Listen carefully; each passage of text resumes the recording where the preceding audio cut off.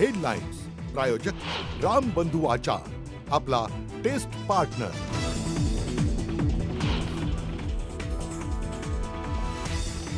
उपराष्ट्रपती निवडणुकीसाठी आज होणार मतदान, संध्याकाळी जाहीर होणार निकाल। पंतप्रधान मोदी सर्वात प्रथम 10 वाजता करणार मतदान। एनडीएकडनं सीपी राधाकृष्णन आणि इंडिया आघाडीच्या सुदर्शन रेड्डी यांच्यामध्ये थेट लढत। अनेक वेळा लोकांना असं वाटलं की माझी राख होते आणि तेवढ्यात मी आपली भरारी घेतली। अनेक वेळा लोकांना वाटलं की माझी राख होते पण तेवढ्यात मी भरारी घेतली। राजकीय कारकिर्दीतील घडामोडींच्या पार्श्वभूमीवर मुख्यमंत्री देवेंद्र फडणवीसांचं सूचक विधान।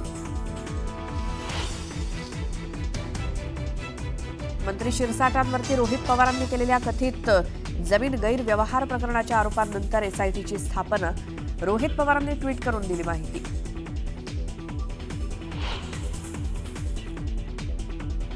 राष्ट्रीय ओबीसी महासंघासोबत राज्य सरकारच्या ओबीसी विभागाची आज बैठक। तायवाडे, परिणय फुकेंसह 25 पदाधिकारी राहणार उपस्थित। अतुल सावेंनी बोलावलेल्या बैठकीत भुजबळ उपस्थित राहणार का याकडे लक्ष।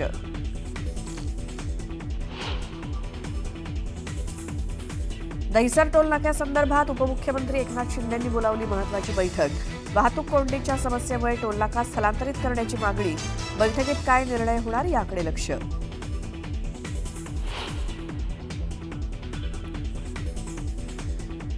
डोंबिवलीतील समर्थ कॉम्प्लेक्स या 7 मजली अनधिकृत इमारतीवरती हायकोर्टाच्या आदेशानं होणार कारवाई। परिसरात मोठा पोलीस बंदोबस्त।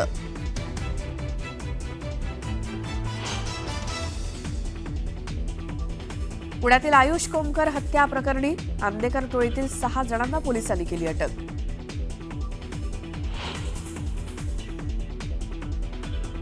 गोकुळची आज होणारी सर्वसाधारण सभा वादळी ठरण्याची शक्यता। संचालिका शौमिका महाडिकांच्या गंभीर प्रश्न उपस्थित करत व्यासपीठावरती न बसण्याचा निर्णय।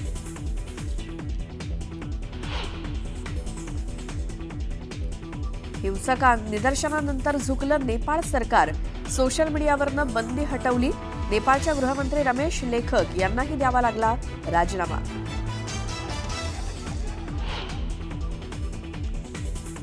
आज पंजाब आणि हिमाचल प्रदेशच्या पूरग्रस्त भागाचा दौरा करणार पंतप्रधान मोदी। पूरग्रस्त भागातील लोकांची घेणार भेट।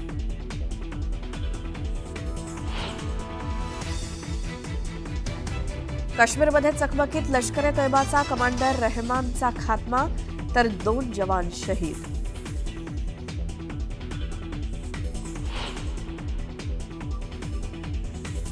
आणि आजपासून आशिया कप क्रिकेट स्पर्धेला सुरुवात। अबुधाबीत अफगाणिस्तान आणि हाँगकाँग यांच्यात होणार सलामीचा सामना।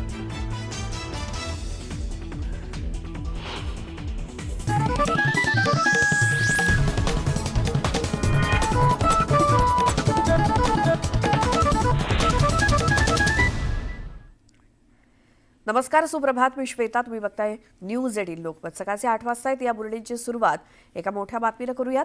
देशाच्या 17व्या उपराष्ट्रपती पदासाठी आज मतदान होणार आहे आणि या निवडणुकीत एनडीएचे उमेदवार सीपी राधाकृष्णन तर इंडिया आघाडीचे उमेदवार बी सुदर्शन रेड्डी हे आमनेसामने आहेत। सीपी राधाकृष्णन यांचं पारडं विरोधक इंडिया आघाडीचे उमेदवार बी सुदर्शन रेड्डी यांच्या तुलनेत जड मानलं जात आहे।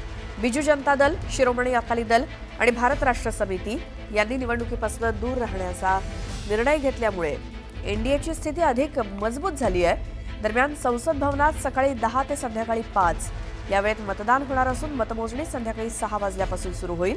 उपराष्ट्रपती पदाच्या निवडणुकीच्या निमित्तानं इंडिया आघाडी आणि एनडीएमध्ये कडवी टक्कर होणार आहे।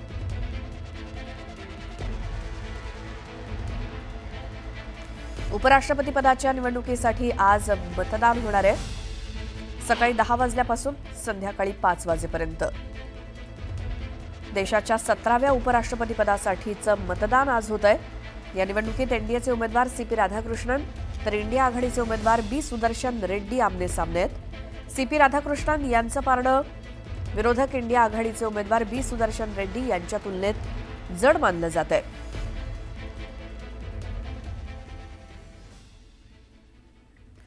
दहिसर टोल नाका स्थलांतरित करण्यासंदर्भात उपमुख्यमंत्री एकनाथ शिंदेंनी एक महत्त्वाची बैठक आज बोलावलेली आहे। दहिसर टोलनाक्याजवळ अरुंद रस्ता असल्यामुळे वाहनांच्या लांबच लांब रांगा लागत असून वाहतूक कोंडीसह अन्य समस्या देखील उद्भवत आहेत. हा टोलनाका इथून 2 किलोमीटर लांब सगनई नाका वेस्टर्न हॉटेल जवळ स्थलांतरित करण्याची मागणी परिवहन मंत्री प्रताप सरनाईक यांनी शासनाकडे केली होती. याच पार्श्वभूमीवर ही बैठक उपमुख्यमंत्र्यांनी बोलावली असून या बैठकीला परिवहन मंत्री प्रताप सरनाईक देखील उपस्थित राहणार आहेत.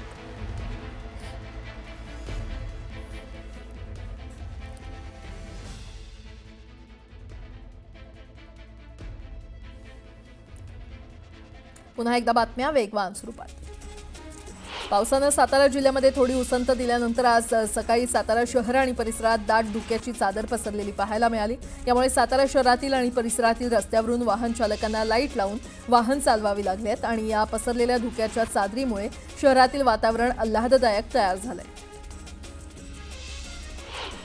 सोलापूर शहरातील रस्त्यांवर फिरणारी मोकाट जनावरं नागरिकांच्या सुरक्षिततेसाठी धोकादायक ठरत आहेत. त्यामुळे एअर टॅगिंग असलेल्या जनावरांच्या मालकांना दंड तर एअर टॅगिंग नसलेली मोकाट जनावरं उचलून गोशाळेत सोडण्याची मोहीम महापालिका हाती घेणार आहे.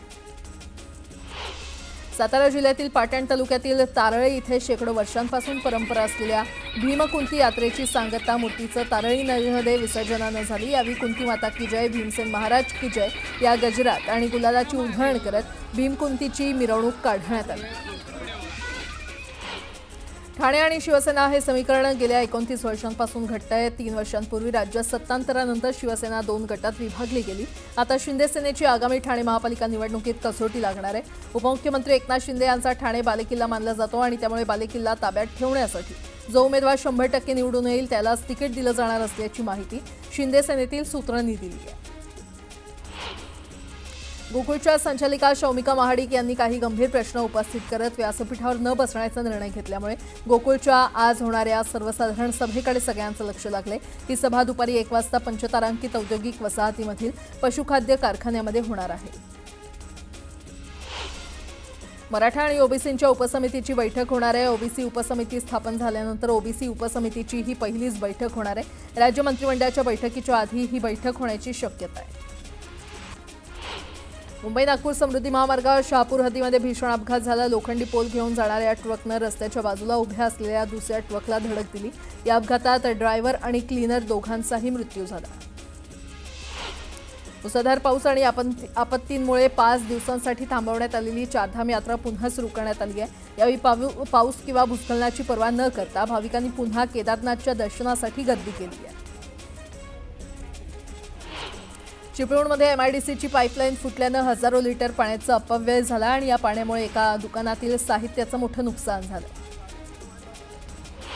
प्रभादेवी पुलाचं पाडकाम लावणीवर गेलंय. अटल सेतूला जोडणाऱ्या वरळी शिवडी उन्नत रस्त्या प्रकल्पाअंतर्गत प्रभादेवी येथील 125 वर्षांहून अधिक जुना पूल पाडून त्या जागी नवीन द्विस्तरीय पूल बांधण्यात येणार आहे.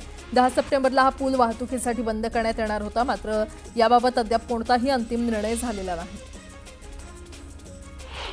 अमेरिकेनं भारतीय मालावर लादलेल्या 50% टॅरिफमुळे अडचणीत आलेल्या निर्यातदारांना मदत करण्यासाठी भारत सरकार एक पॅकेज देण्याची तयारी करत असल्याची माहिती अर्थमंत्री निर्मला सीतारामन यांनी दिली आहे. तर अमेरिकेला वगळून भारताची इतर देशांशी चर्चा सुरू केल्यानं अमेरिकेचं पित्त खवळलंय.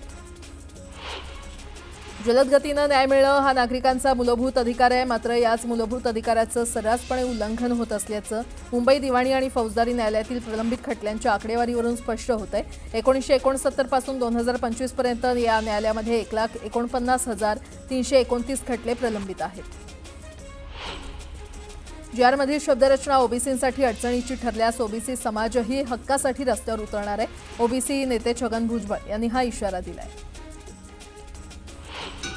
सरकारनं काढलेल्या जीआर विरोधात विविध ओबीसी संघटनांची मुंबईत बैठक झाली. ओबीसी आरक्षणासाठी रस्त्यावरची आणि न्यायालयीन लढाई लढणार असल्याचा निर्धार वडेट्टीवारांनी केला. आरक्षण दिलं नाही तर नेत्यांना महाराष्ट्रात फिरू देणार नसल्याचं वक्तव्य मनोज जरांगे यांनी केलंय. जितका अपमान करतील तितक्या ताकदीनं लढणार असल्याचा इशारा त्यांनी नारायणगडावरून दिला. नोंदणीच्या आधारे प्रमाणपत्र देण्यास सुरुवात करण्याची मागणी जरांगे यांनी केली आहे. सरकारनं कुठलाही बदल करू नये असं जरांगे यांनी म्हटलंय. तर योग्य नोंदी मिळाल्यावरच दाखले मिळणार. अधिकाऱ्यांवर दबाव टाकणं योग्य नसल्याचं म्हणत बावनकुळे यांनी जरांगे यांना प्रत्युत्तर दिलंय. पदवीधर मतदारसंघ भाजपनं घ्यावा आणि शिक्षक मतदारसंघ शिवसेनेला सोडावा असं म्हणत शहाजी बापू पाटलांनी भाजपला थेट ऑफर दिली आहे. यानंतर भाजपच्या भूमिकेकडे आता सगळ्यांचं लक्ष लागलंय. वर्ध्यात ओबीसी एकीकरण समितीच्या वतीनं छत्रपती शिवाजी महाराज चौकात धरणे आंदोलन करण्यात आलं. मराठा समाजाला ओबीसी मधून आरक्षण देऊ नये अशी मागणी यावेळी करण्यात आली. बुलढाण्याच्या खामगावात उपविभागीय कार्यालयासमोर ओबीसी समाजानं आंदोलन केलं. मराठा समाजाला ओबीसीमध्ये समावेश न करण्याची मागणी आंदोलकांनी केली. ओबीसीतून आरक्षण दिल्यास तीव्र आंदोलन करण्याचा इशारा देण्यात आला. मराठा समाजाला ओबीसीमधून आरक्षणाचा शासन आदेश निघाल्यावर ओबीसी समाजामध्ये अस्वस्थता पसरलेली आहे. याच पार्श्वभूमीवर नांदेडमध्ये ओबीसी समाजाची महत्त्वाची बैठक पार पडली. ओबीसी हक्क परिषदेमध्ये अनेक स्थानिक नेते उपस्थित होते. मराठवाडा मुक्ती दिनी पालकमंत्र्यांना घेराव घालण्याचा निर्णय देखील घेण्यात आला. राज्य सरकारनं मराठ्यांना अत्यंत सुलभ पद्धतीनं कुणबी प्रमाणपत्र मिळावं यासाठी काढलेल्या जीआरमुळे ओबीसी समाज संतप्त झालाय. सिंदखेड राजा इथे तहसील कार्यालयावर समता परिषदेच्या कार्यकर्त्यांकडून या जीआर विरोधात आंदोलन करण्यात आलं. मीरा भाईंदर पालिकेकडून 377 बेड्सचं रुग्णालय सुरू करण्यात येणार आहे. एकूण 14 मजल्यांचं हे रुग्णालय असणार आहे. येत्या 3 वर्षात रुग्णालयाचं बांधकाम पूर्ण होणार आहे. परिवहन मंत्री प्रताप सरनाईक यांनी ही माहिती दिली आहे. यवतमाळमध्ये फासे पारधी समाजाच्या संघटनेनं मंत्री उईके यांच्या घरासमोर ठिय्या आंदोलन केलं. 2004च्या शासन निर्णयाची अंमलबजावणी करण्याची मागणी आंदोलकांनी केली. दरम्यान मंत्री उईके यांनी फोनवरून संवाद साधल्यानंतर आंदोलन मागे घेण्यात आलं. बीडमध्ये बंजारा समाज अनुसूचित जमाती प्रवर्गातून आरक्षणाच्या मागणीसाठी एकवटलाय. हैदराबाद गॅजेटनुसार एसटी आरक्षणात बंजारा समाजाचा समावेश करावा या प्रमुख मागणीसाठी 15 सप्टेंबर रोजी डॉक्टर बाबासाहेब आंबेडकर पुतळा ते जिल्हाधिकारी कार्यालय बीडपर्यंत विराट मोर्चा काढण्याचा निर्णय घेण्यात आला.